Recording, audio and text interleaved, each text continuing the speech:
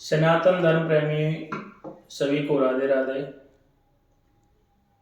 हमारे सनातन धर्म में आपने सभी ने एक मंत्र सुना होगा, सर्वे भवन्तु सुखिनः, सर्वे सन्तु निरामयाः, सर्वे भद्राणि पश्यन्तु मा कश्चित् दुःखभाग् भवेत्। यानी हमारा सनातन धर्म वो धर्म है जिसमें सभी को मिलकर सुख से जीने का अधिकार मिलता है। अभी आप सभी ने मीडिया पर, यूट्यूब पर, सोशल मीडिया पर देखा होगा कि सभी लोग बागेश्वर धाम वाले हमारे छोटे भाई धीरेंद्र शास्त्री जी के बारे में बहुत कुछ बोल रहे हैं कि क्या ऐसा हो सकता है कि धीरेंद्र शास्त्री जी ऐसा कोई चमत्कार कर सकते हैं। भाई धीरेंद्र शास्त्री जी चमत्कार कर कहाँ रहे हैं ये बताइए आप। किसी भी मनुष्य जन की इतनी ताकत कहाँ है कि वो चमत्कार कर पाए। उन पर बहुत लोगों ने तरह तरह के प्रश्न उठाए। वैसे हम किसी पर टीका टिप्पणी नहीं करेंगे क्योंकि हमारे कलयुग के शंकराचार्य जी भगवान होते हैं और शंकराचार्य भगवान हैं, हम उनका सम्मान करते हैं, उनको नमन करते हैं, नतमस्तक होते हैं। परंतु मैंने तो ये देखा है कि शंकराचार्य जी के प्रश्न को तो मैं उंगली उठाते हुए नहीं समझूंगा, क्योंकि शंकराचार्य जी वो गुरु हैं, वो भगवान हैं।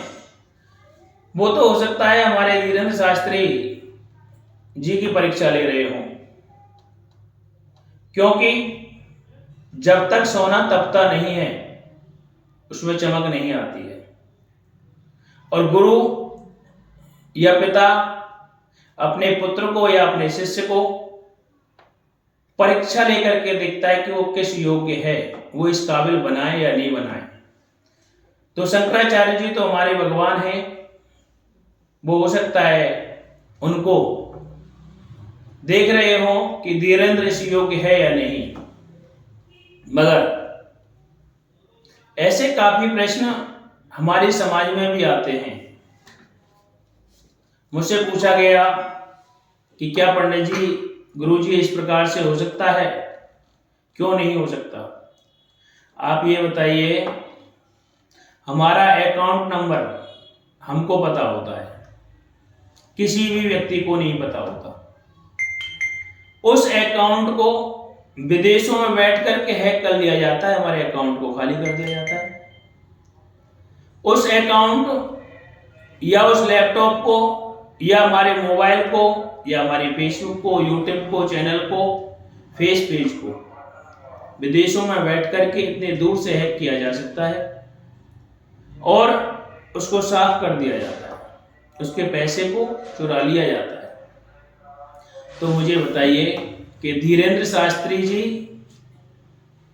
एक कर्मकांडी ब्राह्मण हैं, एक तपस्वी हैं, और वो खुद क्या कर रहे हैं।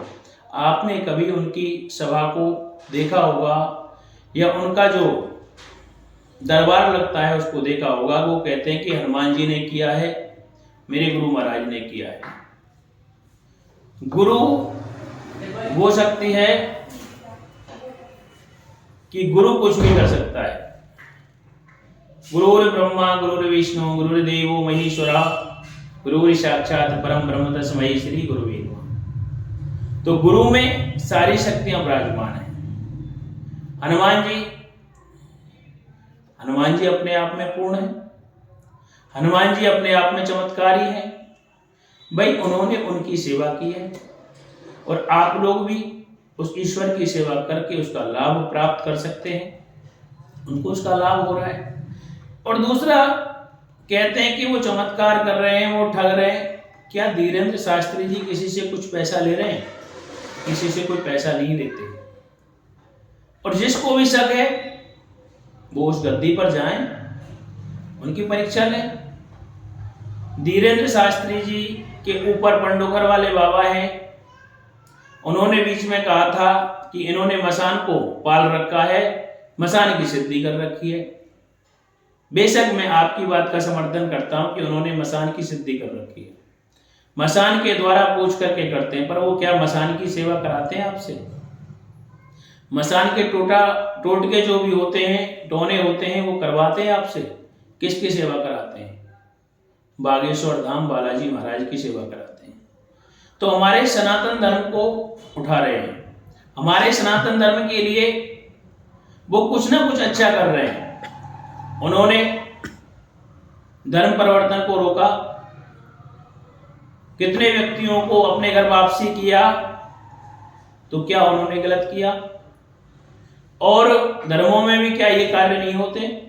रूमाल के द्वारा भूत को भगाया जाता है, फूंक देकर के भूत को भगाया जाता है, जल पिला करके भूत को भगाया जाता है। अनन्य प्रकार से उनकी भी जो चौकियां चल रही हैं उन पर भी ये प्रश्न उठने चाहिए।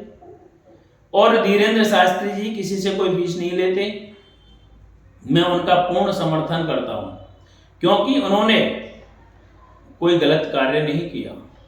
हम सभी सनातन प्रेमियों को उनका साथ देना चाहिए, क्योंकि आपको पता है आज से कुछ समय पहले महाराष्ट्र में हाहाकार मचा था और हमारे साधु संतों ने किस प्रकार से हाहाकार मचाया था और भीख मांगी थी अपनी जानों की।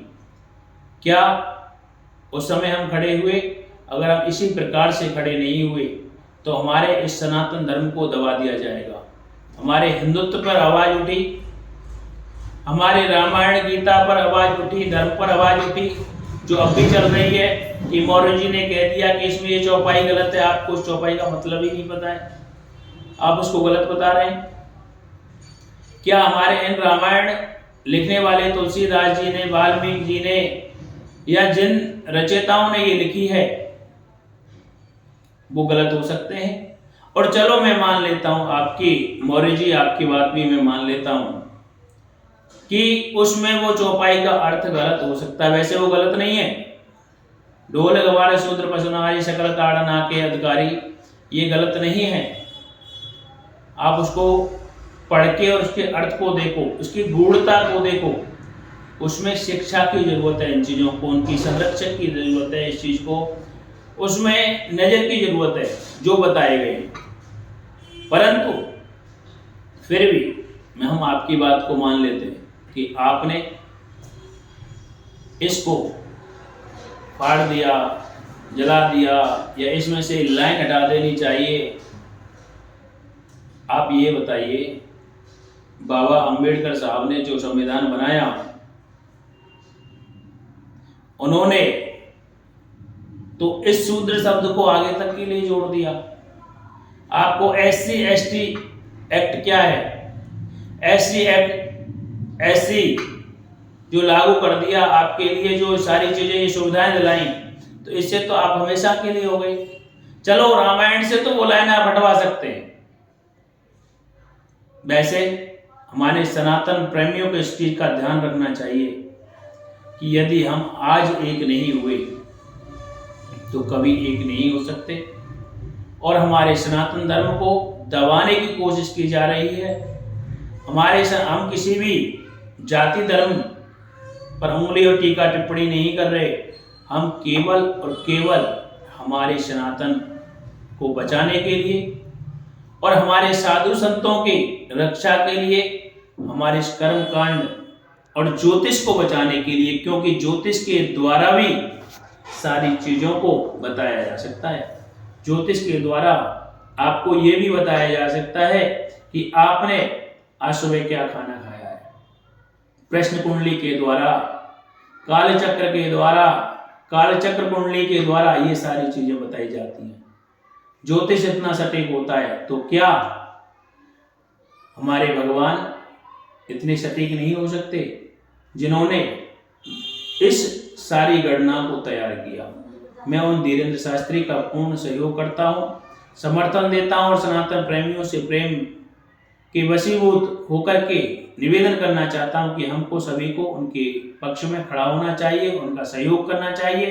और धीरेन्द्र शास्त्री जी आप आगे बढ़ें, केवल आप पर उंगली उठ रही है जो कि अप्रैल तक आपके साथ थोड़ी उठापटक रहेगी, परंतु बालाजी महाराज की कृपा से आपका कुछ बिगड़ेगा नहीं। जय श्री राम।